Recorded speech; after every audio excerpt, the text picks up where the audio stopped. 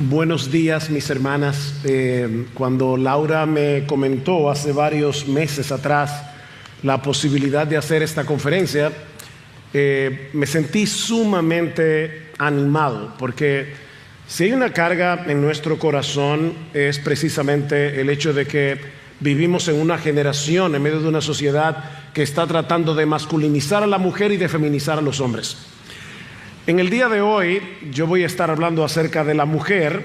Lamentablemente no tenemos una plenaria para los hombres, pero yo espero que lo que veamos en el día de hoy sirva para poner un marco de referencia en el que todos podamos ubicarnos dónde es que Dios nos colocó. Pero antes vamos a orar. No voy a decir es un placer estar aquí porque esta es mi iglesia, pero realmente sí es un enorme placer poder estar en esta conferencia y tratar acerca de este tema. Pero ahora vamos a orar, vamos a pedir al Señor que bendiga su palabra, porque solo Él puede hacer eficaz su palabra en nuestro corazón. Oremos. Soberano Rey, nosotros queremos darte muchísimas gracias, oh bendito Señor, por darnos en esta mañana la oportunidad de recordar primeramente que todas tus promesas son fieles y verdaderas, que si nuestras faltas son muchas, tu gracia es infinitamente mayor. Gracias, oh Señor, por perdonar nuestros pecados. Gracias por abrir nuestros ojos a la belleza de nuestro Salvador. Gracias por darnos tu palabra que es firme y verdadera. Gracias, oh Señor, porque tú no nos has dejado en oscuridad para definir la naturaleza y rol de la mujer, la naturaleza y rol del hombre. Y ahora te suplicamos, oh Señor, danos oídos abiertos, danos corazones preparados y obedientes para recibir tu palabra en esta mañana y ponerla por obra, porque te lo pedimos en el precioso nombre de Jesús. Amén y amén. Mis hermanas, cuando pensamos en una mujer realizada, en una mujer con una vida plena, satisfactoria, una mujer inteligente, creativa, talentosa, ¿cómo te la imaginas? Estamos hablando de una mujer que ha logrado o está logrando desarrollar su potencial como mujer. Y mi pregunta es, mi hermana, ¿cuál es la imagen mental que tú tienes de esa mujer? ¿O dónde te la imaginas trabajando? Ahora, yo quiero plantear estas mismas preguntas, pero de otra forma, desde otra perspectiva.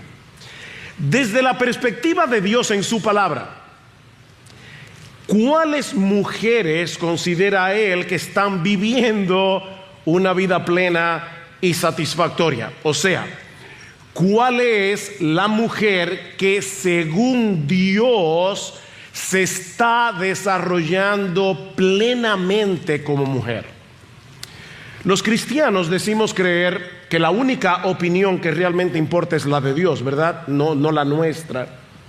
De manera que cuando hay una discrepancia, hay una diferencia entre la opinión del hombre y la opinión de Dios, el cristiano, mis hermanos y mis hermanas, está supuesto a decir junto con el apóstol Pablo en Romanos capítulo 3, sea Dios veraz y todo hombre mentiroso. Cuando el hombre y Dios opinan diferente, mis hermanas, Dios siempre tiene la razón. Así que si queremos saber con certeza cuáles mujeres están viviendo una vida plena y cuáles no, debemos regresar al manual del fabricante para ver allí cuál es el diseño original de Dios para la mujer. Y eso es lo que vamos a hacer en esta ocasión. Vamos a hacer un viaje, vamos a regresar al jardín del Edén para ver lo que Dios tenía en mente cuando creó a la mujer, y luego vamos a contrastarlo con el caos que el pecado introdujo en el mundo y lo que Dios ha hecho para recomponerlo. Así que en cierto modo, ahora voy a tomar lo que dijo Lester hace un momento. Esta primera conferencia debería llamarse de la belleza al caos y a la belleza, de la belleza al caos, del caos a la belleza. Ahora, Antes de empezar, yo quiero aclarar que esta no es una conferencia para matrimonios. Esta no es una conferencia para hombres y mujeres, es una conferencia para mujeres. La razón por la que hemos insistido en que los hombres las escuchen, y yo espero que Lester, que algunos de los que no están aquí es porque se quedaron en casa cuidando a los niños para que la mujer pudiera estar aquí, ¿verdad? Pero la razón por la que hemos insistido en que los hombres escuchen estas cosas es porque los hombres necesitamos entender, necesitamos aprender cuál es la naturaleza y el rol de la mujer. Porque de lo contrario, podemos ser culpables de empujar a nuestras esposas en contra del diseño de Dios, ya sea por nuestra pasividad, ya sea por nuestra falta de liderazgo, ya sea por falta de comprensión de la enorme importancia del rol que Dios le ha dado a la mujer. Así que yo espero que cuando terminemos esta conferencia, todos, hombres y mujeres, salgamos de aquí apreciando enormemente el papel de la mujer en el plan de Dios.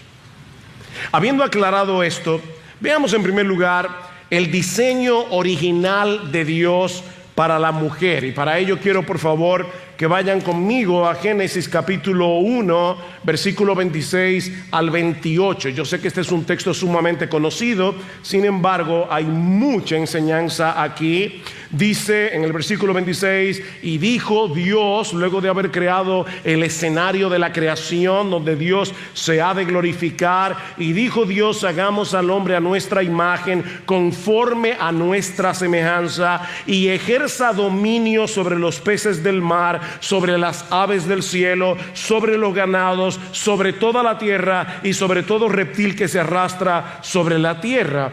Creó pues Dios al hombre a imagen suya, a imagen de Dios lo creó, varón y hembra los creó, y los bendijo Dios y les dijo, sed fecundos y multiplicaos y llenad la tierra y sojuzgadla, ejerced dominio. Y noten por favor desde ya el plural de cada verbo. Dios le está diciendo esto al hombre y a la mujer. Ejerced dominio sobre los peces del mar, sobre las aves del cielo y sobre todo ser viviente que se mueve sobre la tierra. Mis hermanos, mis hermanas, hay al menos 5 enseñanzas que nosotros podemos derivar de este pasaje y de todo el relato bíblico de la creación que encontramos tanto en Génesis 1 como en Génesis 2. La primera enseñanza es que ambos comparten la misma dignidad y el mismo valor. Ambos comparten la misma dignidad y el mismo valor.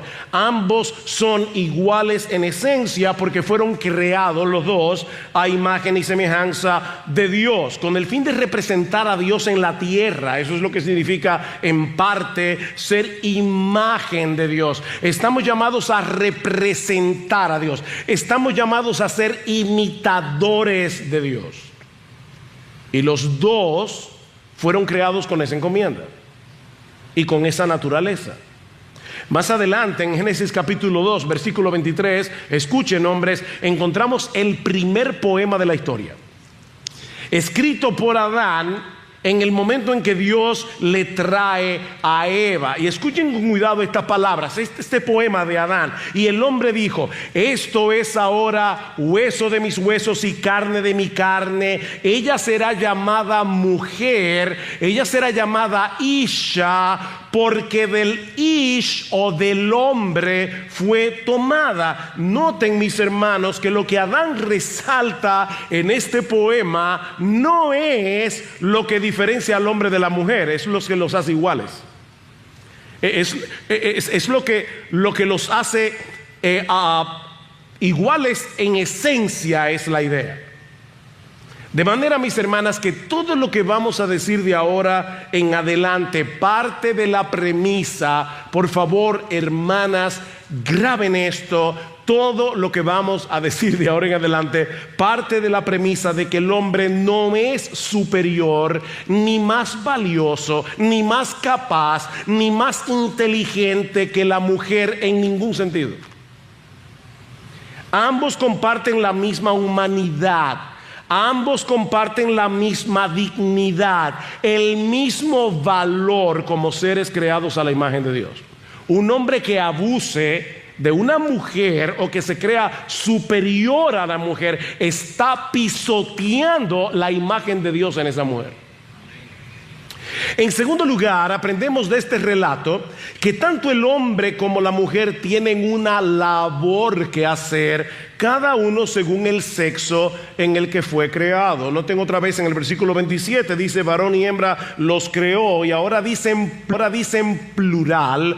Los bendijo Dios y les dijo a los dos: sed fecundos, multiplicaos, llenad la tierra, sojuzgadla, ejerced dominio. Ambos tenían la responsabilidad de llenar la tierra. Ambos tenían la responsabilidad de dominarla, no de dejar que el medio ambiente los domine a ellos. Ellos están llamados a dominar en el contexto de los roles que Dios ha dado a cada uno. Varón y hembra lo creó.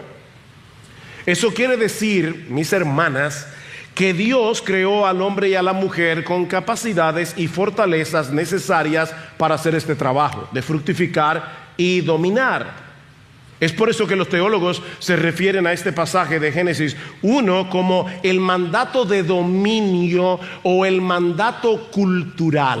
Ahora, yo sé que cuando se oye la palabra cultura pensamos en el teatro, en la buena música, pero la palabra cultura viene del latín colere, que significa cuidar, cultivar. Nosotros fuimos llamados a cultivar la tierra. Adán y Eva tenían la responsabilidad de hacer que el jardín del Edén llenara la tierra entera. Esa era su labor. El hombre y la mujer fueron creados para ser laboriosos, para trabajar duro. Hermanas, el hombre y la mujer fueron creados los dos a imagen de Dios. ¿Y qué dice en Éxodo 20? Dice que en 6 días hizo el Señor los cielos y la tierra y reposó en el séptimo día. Y por lo tanto el hombre y la mujer deben hacer lo mismo, porque nosotros somos imagen de Dios. Estamos llamados a ser laboriosos. Eso requiere fortaleza, eso requiere intencionalidad, eso requiere determinación, dominio propio. No se trata de pasarme el día con el celular, viendo Facebook, viendo TikTok. No, hermanas, nosotros fuimos todos llamados a ser laboriosos. Si bien es cierto que en 1 de Pedro capítulo 3 versículo 4 se exhorta a la mujer a cultivar un espíritu afable y apacible, y luego en el versículo 7 dice que en comparación con el hombre la mujer es el vaso más frágil. Mis hermanas, eso no es todo lo que la Biblia dice acerca de la mujer. En Proverbios capítulo 31 versículo 17 se dice que la mujer virtuosa se ciñe de fuerza y fortalece sus brazos, y en el versículo 27 dice que se viste de fuerza y de honor. Ella se ríe de lo porvenir. Mis hermanas, las mujeres tienen que enfrentar muchos retos, y ustedes lo saben, en el cumplimiento de la misión que Dios les dio. Y eso requiere de fortaleza, valentía, intencionalidad, determinación. Solo que el hombre exhibirá esa fortaleza como hombre y la mujer como mujer.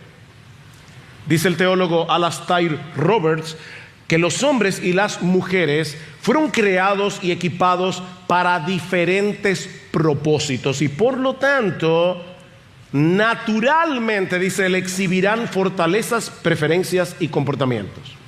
No somos iguales en ese sentido. Más allá de las claras diferencias anatómicas entre el hombre y la mujer, las mujeres suelen ser más empáticas. Dos hombres se juntan y se pueden pasar 3 horas hablando de política, del trabajo o aún de teología. Las mujeres se juntan y hablan de los maridos, de los esposos, de la casa. Las mujeres son más relacionales, son más empáticas, más orientadas hacia la gente, son más observadoras. Un esposo y una esposa pueden ir a una casa de visita Y cuando sale la mujer le dice, wow, ¿tú viste el adornito que la hermana tenía en la sala? ¿Cuál adorno? El que estaba en la mesa redonda. ¿Cuál mesa? O sea, nosotros los hombres fuimos alambrados de una manera diferente. Mis hermanas, entiendan por favor, así como nosotros debemos entender que ustedes son diferentes a nosotros en ese sentido, ustedes también tienen que entender que los hombres somos diferentes. Yo sé que yo he puesto este ejemplo muchas veces, pero hay mujeres que sobreestiman a sus maridos. Una mujer está pensando en que quiere remodelar la cocina y quiere organizar la cocina y le dice al esposo, ¿sabes qué? Yo he pensado que nosotros podemos poner en la ventana una cortina azul porque pega perfectamente con toda la decoración de la cocina. Y el esposo le dice, mira, me parece bien. El esposo se va para el trabajo, llega a las 6 de la tarde y ella le dice, ¿sabes qué? Pensé que podía ser verde. Y ¿el qué? La cortina. ¿Qué cortina? La mujer se queda conectada. Hace rato que el hombre se olvidó de eso. Y mis hermanas, si ustedes no entienden eso, ¿saben lo que va a pasar? Que probablemente van a comenzar a pelear. Ese es el problema, que tú solamente piensas en lo tuyo. No, es que somos diferentes. Y gloria al Señor que somos diferentes. En tercer lugar, aprendemos de este pasaje que el hombre y la mujer fueron creados en el contexto de un esquema de autoridad en el que uno ejerce la función de líder y el otro, la mujer, la función de seguidora. Esa es la razón, dice Pablo en 1 Timoteo capítulo 2 versículo 13, esa es la razón por la que Adán fue creado primero, después Eva. Dice Pablo que ese orden nos revela la estructura de autoridad diseñada por Dios para la sociedad humana. Antes de que Eva llegara al jardín, el hombre recibió una revelación de parte de Dios. De todo árbol del huerto podrás comer, mas del árbol de la ciencia del bien y del mal no comerás. Y Adán, como líder, como profeta, como pastor de esa relación, debía traspasarle esa información a Eva. Antes de que Eva fuera creada, Dios le dio a Adán la responsabilidad de ponerle nombre a todos los animales. Y noten, mis hermanas, que lo primero que hace Eva cuando llega al jardín es comenzar a cambiar los nombres. Él es el líder, ella es la seguidora. Eso no es una anomalía que se introdujo en el mundo por causa del pecado. Es una relación diseñada para reflejar la gloria del Dios Trino en una forma única y maravillosa. Pablo dice en 1 Corintios 11:13, escuchen, Cristo es la cabeza de todo varón. El varón es la cabeza de la mujer. Y Dios el Padre es la cabeza de Cristo. Mis hermanas, si la mujer fuera inferior al hombre porque debe someterse a él como su cabeza, eso querría decir que Dios el Hijo es inferior a Dios al Padre. Porque él voluntariamente se somete a la voluntad de su Padre. Es una sumisión voluntaria entre iguales. ¿Escucharon eso? Subrayenlo ahí. Es una sumisión voluntaria entre iguales. Eso es lo que vemos en Filipenses capítulo 5. Allá pues en vosotros este sentir que hubo también en Cristo Jesús, el cual siendo en forma de Dios no estimó el ser igual a Dios como cosa que aferrarse, sino que se hizo siervo. Maridos, no es el hombre el que debe someter a su esposa. En ninguna parte de la Biblia se le ordena al hombre someter a su mujer. En ninguna parte de la Biblia. Al hombre se le ordena amarla como Cristo amó a la iglesia. Es la mujer la que voluntariamente, como un ser digno, diseñada a la imagen de Dios, decide someterse a la voluntad de su marido o a la autoridad de su marido. Esa unidad tan peculiar entre dos seres humanos iguales en esencia, pero distintos en su identidad sexual, es una de las distinciones, una de las manifestaciones, es lo que quiere decir, más potentes de la gloria de Dios que podemos encontrar en la tierra. Juntos, mis hermanas, los hombres y las mujeres, potencializamos la gloria de Dios. Porque mostramos en una forma concreta, en una forma única, la relación que existe entre las tres personas de la Trinidad. Miren lo serio que es esto. Tres personas, un solo Dios. Bueno, los seres humanos creados a su imagen reflejamos esa igualdad en la diversidad.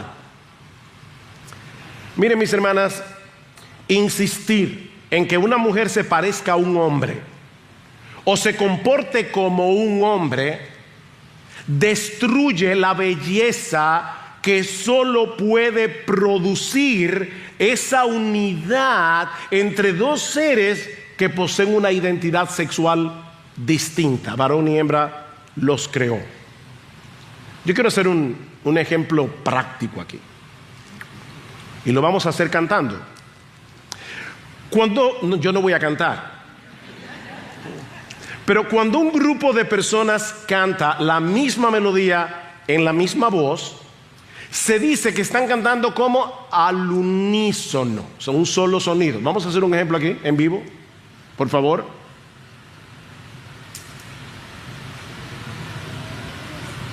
¿Ok?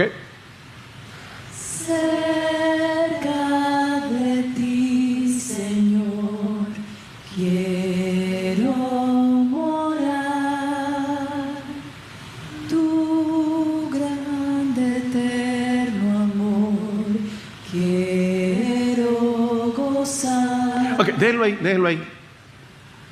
Yo creo que ustedes tienen una idea.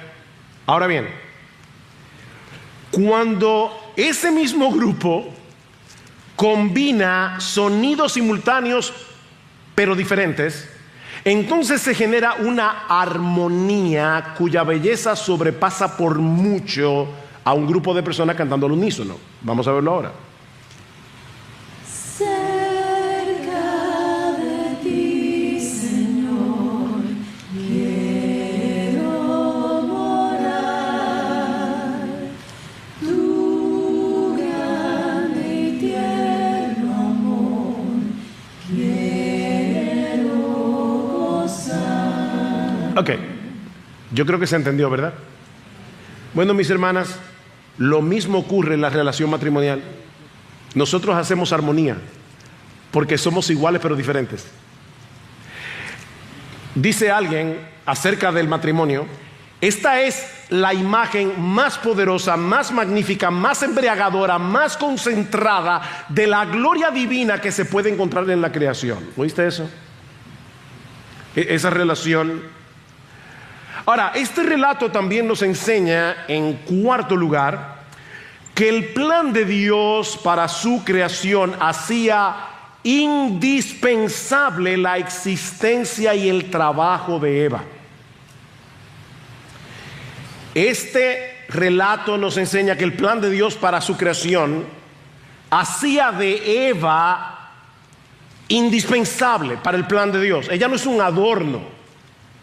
Ella es indispensable.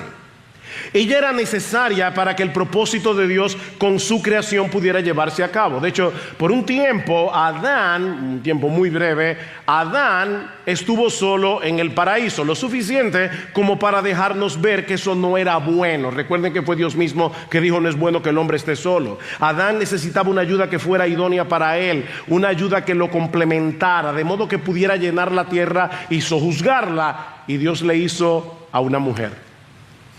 La palabra que se traduce como ayuda, yo sé que muchas de ustedes saben eso, proviene del hebreo ether. Es la que se usa con mayor frecuencia en el Antiguo Testamento para referirse a Dios como nuestro ayudador. Así que en vez de denigrar a la mujer, ese rol la coloca en un lugar de suprema importancia para el cumplimiento de los propósitos de Dios.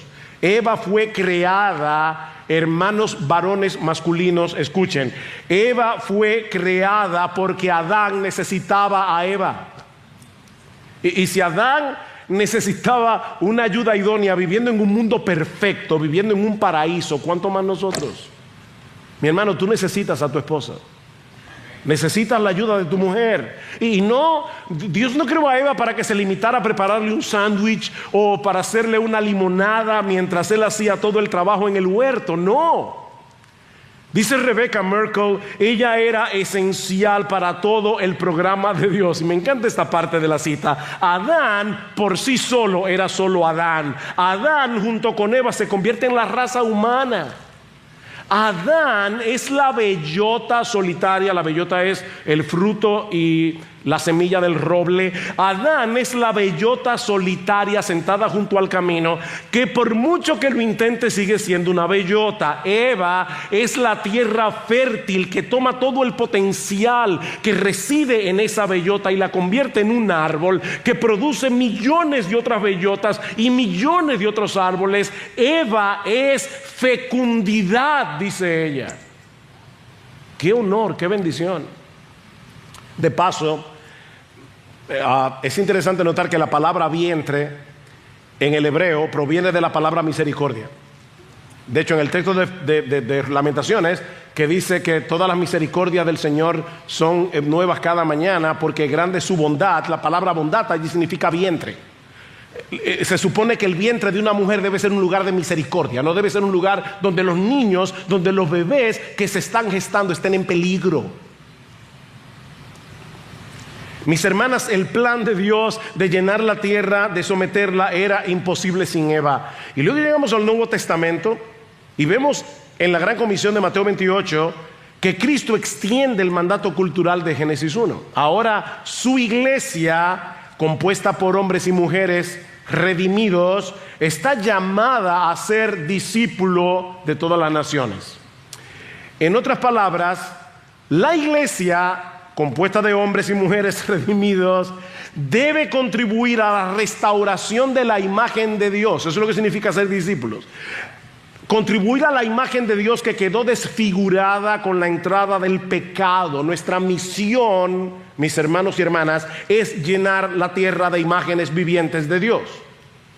De manera que el plan de Dios para glorificar su nombre, tanto en la creación como en la redención, requiere la participación activa de hombres y mujeres, mis hermanas, en la creación de Dios, en la redención de Dios.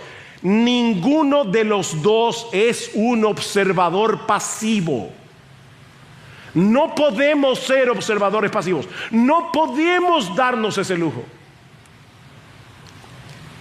En quinto lugar, también aprendemos de este relato, y tal vez esta es la parte más compleja del tema, por la sociedad en la que vivimos hoy, aprendemos de este relato que el hombre y la mujer fueron hechos, y escuchen con cuidado mis palabras, para gravitar en dos esferas de trabajos diferentes. En dos esferas.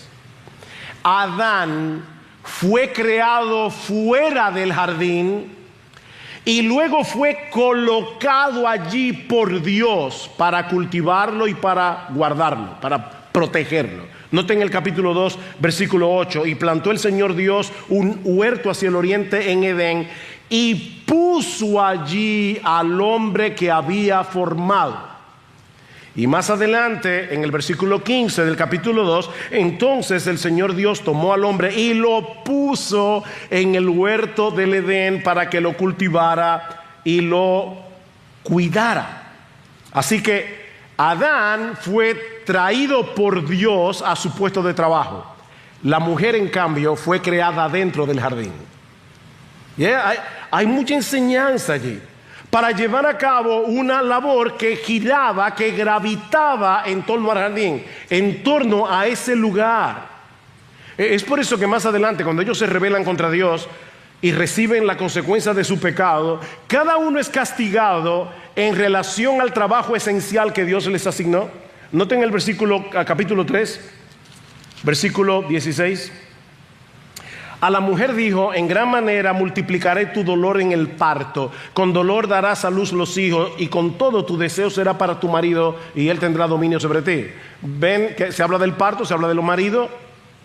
En cambio al hombre le dice: por cuanto has escuchado la voz de tu mujer y has comido del árbol del cual te ordené diciendo no comerás de él, maldita será la tierra por tu causa, con trabajo comerás de ella todos los días de tu vida, espinos y cardos te producirá y comerás las plantas del campo, con el sudor de tu rostro comerás el pan. El trabajo fue diseñado, hermanos, para que sudemos, aunque trabajes en una oficina con aire acondicionado.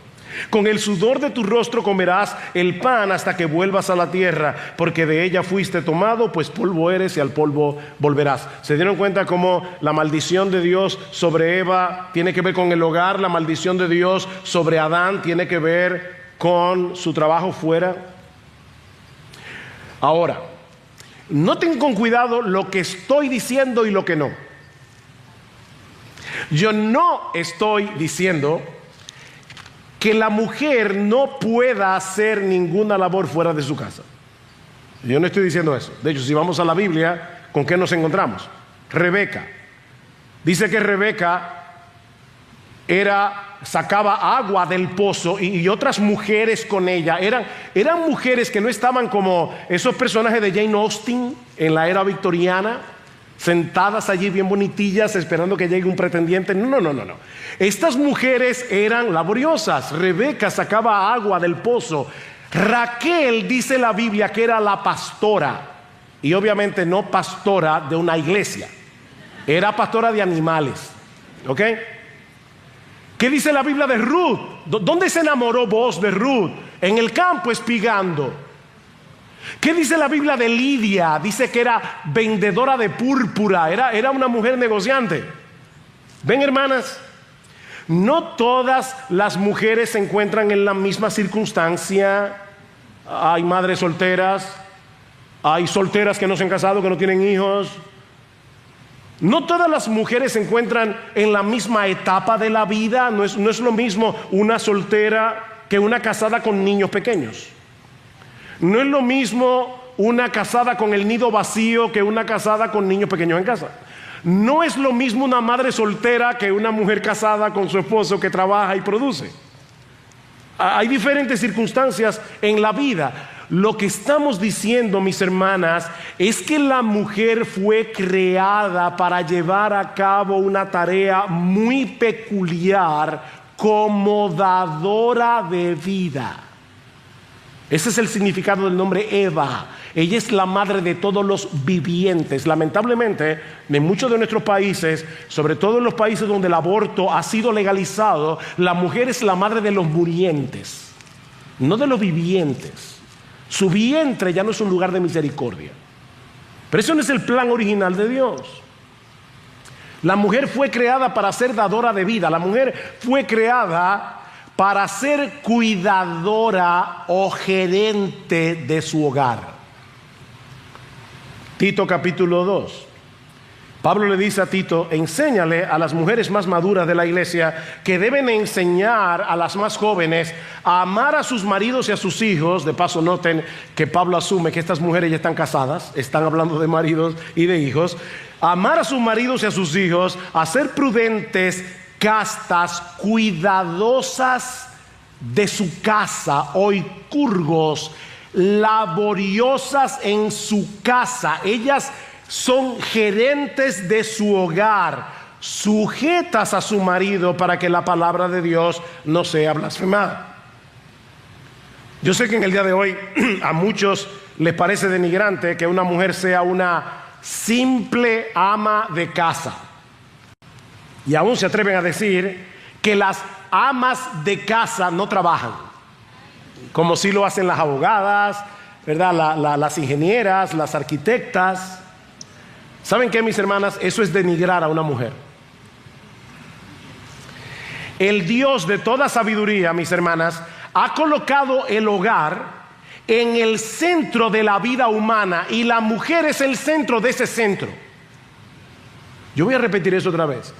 El Dios de toda sabiduría ha colocado el hogar en el centro de la vida humana y a la mujer en el centro de ese centro. ¿Saben para qué? Para mostrar en formas concretas y tangibles la belleza de Dios en Cristo. Mis hermanas, el hogar es mucho más que un lugar donde vive gente. La palabra hogar debe traer a tu mente otra cosa. Dice en el Salmo 68:6 que Dios prepara un hogar para los solitarios, o que Dios hace habitar en familia a los desamparados, dice la Biblia Reina Valera. No es que le da un techo al solitario, es que le da una oportunidad de vivir en comunidad para que ese hombre, esa mujer pueda florecer.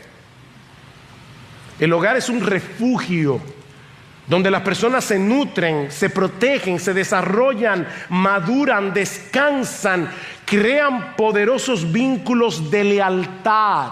Eso es el hogar, o al menos eso debiera ser. Alguien ha dicho que el hogar es el corazón que impulsa todo lo demás. El hogar es el corazón que impulsa todo lo demás. Es allí donde la teología se hace palpable al mostrar al Dios bueno, generoso, hermoso y paciente, mientras usas el potencial, mi hermana, que Dios te dio. ¿Para qué? Para mostrar a través de tu sabiduría, de tu potencial, de tu talento que Dios te ha dado, para que ese hogar sea esa clase de refugio. Un hogar en el que las personas florecen física y espiritualmente al entrar en contacto con Dios a través de la bondad, la generosidad, la hermosura, la paciencia que debe respirarse en un hogar cristiano. Y mis hermanas, ser cuidadosas del hogar encierra todo eso. De ahí la enorme importancia de que las mujeres estén bien instruidas teológicamente, porque ellas deben mostrar a través de lo que hacen quién y cómo es Dios. Dice Rebecca Merkel, oigan esto, hermana, qué precioso. Si la teología es un río, las mujeres cavan canales que llevan el agua a cada parte del jardín. Mi hermana, tú te ves a ti misma cuidando a un bebé como un canal a través del cual fluye la teología, porque tú estás mostrando a través de ese cuidado el cuidado de Dios para contigo.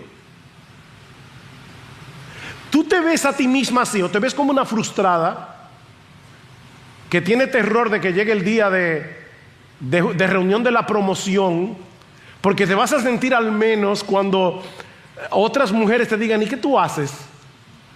Yo soy ama de casa. Las mujeres son canales, dice Rebecca Merkel, que llevan el agua a cada parte del jardín, y luego añade en otro lugar, oigan esto, si Dios es bueno y si quiere que sometamos este planeta, y si quiere que obedezcamos la gran comisión y conquistemos este mundo para Cristo, y le dice a la mitad de la raza humana, las mujeres, que ellas están a cargo de cuidar el hogar, de esto se deduce que el hogar es en realidad una de las herramientas más estratégicas e importantes por medio del cual el mundo será conquistado. ¿Tú crees eso? Pensemos por un momento en el mandato de llenar la tierra. La esencia de este mandato no es la de tener muchos hijos.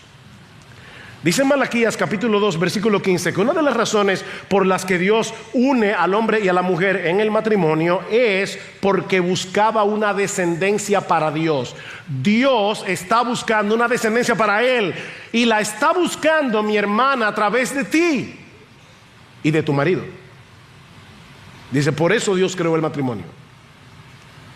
Como dice un comentarista, el hogar es el invernadero de las futuras plantas cristianas.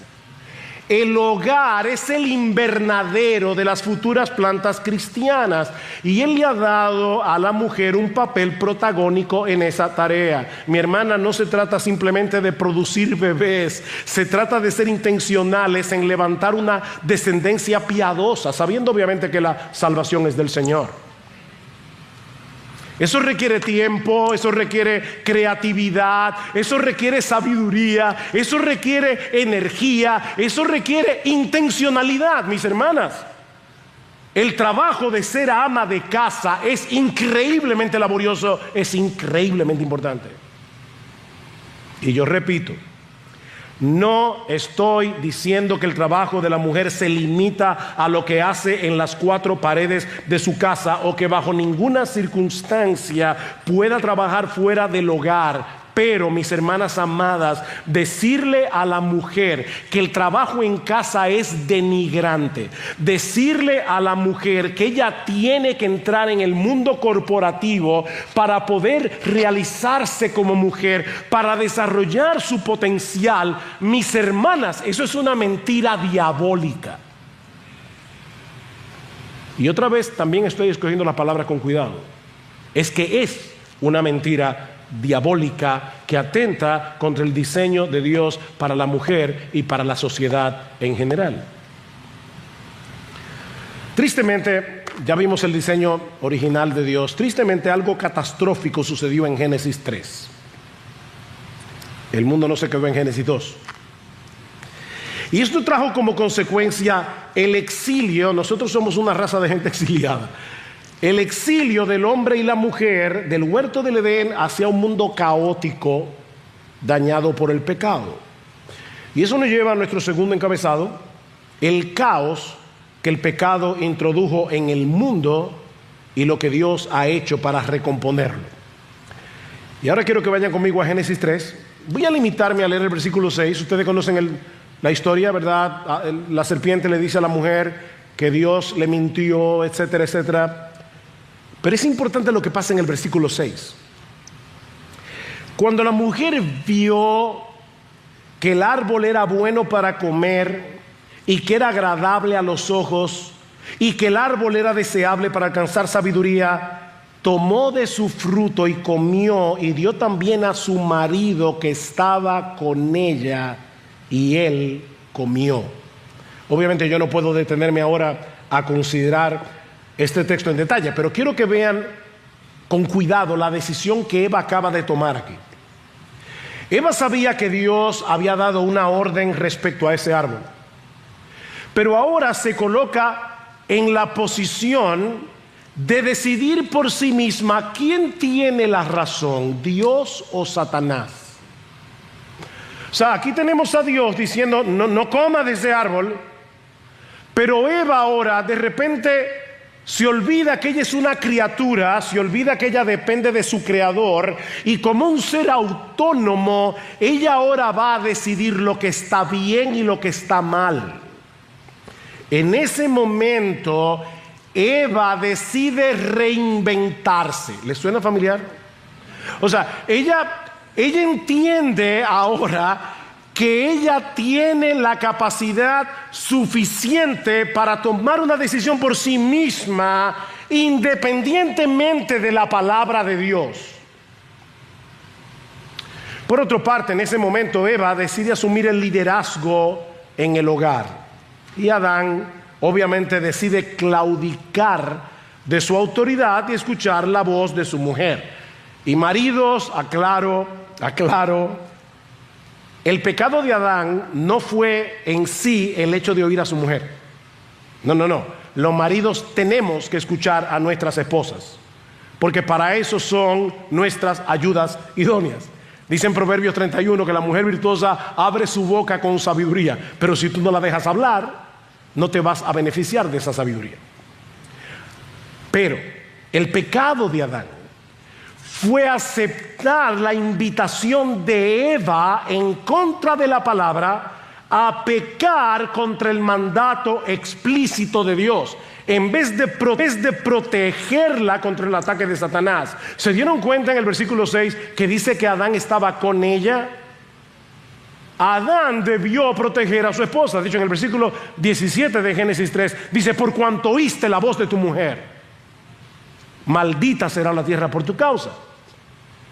El pecado de Adán fue recibir gustosamente esa invitación a pecar contra Dios de boca de su mujer.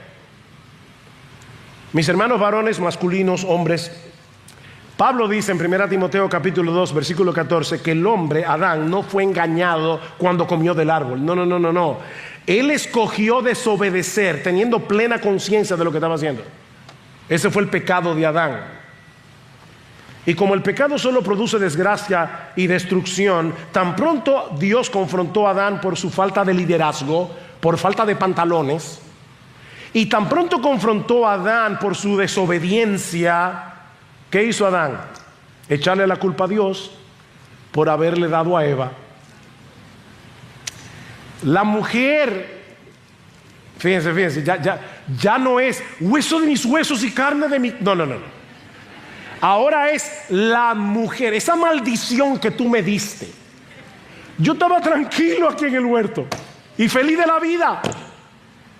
Al final de cuentas, Señor, la culpa es tuya. ¿Para qué me diste una mujer? ¡Wow! Es por eso que más adelante ustedes van a ver que el segundo poema escrito en la historia es el de Lamec. El primero es el de Adán, subrayando la unidad esencial entre él y su esposa. Ella es hueso de mi hueso y carne de mi carne. El segundo poema es Lamec, que es un polígamo y que llama a sus esposas para decirme, déjeme decirle algo, un hombre me ofendió, yo lo maté, me hirió, yo lo maté. En otra palabra, cuidadito. O sea, aquí tenemos ahora a un hombre dañado por el pecado, abusando de su autoridad. Ese es el caos que el pecado produce. Dice en el versículo 16, Dios llama a Eva y le dice, en gran manera multiplicaré tu dolor en el parto. Yo no creo que tengo que decirle a las madres que están aquí lo que eso significa. Yo tuve el privilegio de estar en los 3 partos de mi esposa y hombre, déjeme decirle algo, parir un hijo es doloroso. Multiplicaré en gran manera tu dolor en el parto, con dolor darás a luz los hijos y con todo tu deseo será para tu marido y él tendrá dominio sobre ti. ¿Y eso qué significa? Bueno, estas palabras son casi iguales a las que le dice Dios a Caín en el capítulo 4, versículo 7, para advertirle que el deseo del pecado iba a ser controlarlo y él iba a tener que enseñorearse sobre el pecado. Por causa del pecado, mis hermanas, para la mujer es una lucha someterse a la autoridad de su marido. Por causa del pecado, las mujeres tienden a ser controladoras. Por favor, no me miren mal a mí. Es que eso es una realidad. Y por causa de ese mismo pecado, vivimos en un mundo donde hay hombres que abusan de su autoridad. Hombres que son abusadores. Eso es una realidad. O por el contrario, hombres que claudican de su autoridad. Hombres que se han convertido en un ente pasivo en el hogar. Que ellos estén o que no estén, da lo mismo. Ellos son una estatua ahí. Y eso perjudica a la esposa, perjudica a los hijos y perjudica a todo lo de alrededor. Pero la historia humana no terminó en Génesis 3, gracias al Señor. Tan pronto el hombre y la mujer se rebelan contra Dios, Él promete enviar un Salvador, un Redentor, nacido precisamente del vientre de una mujer, que iba a revertir los efectos de la caída.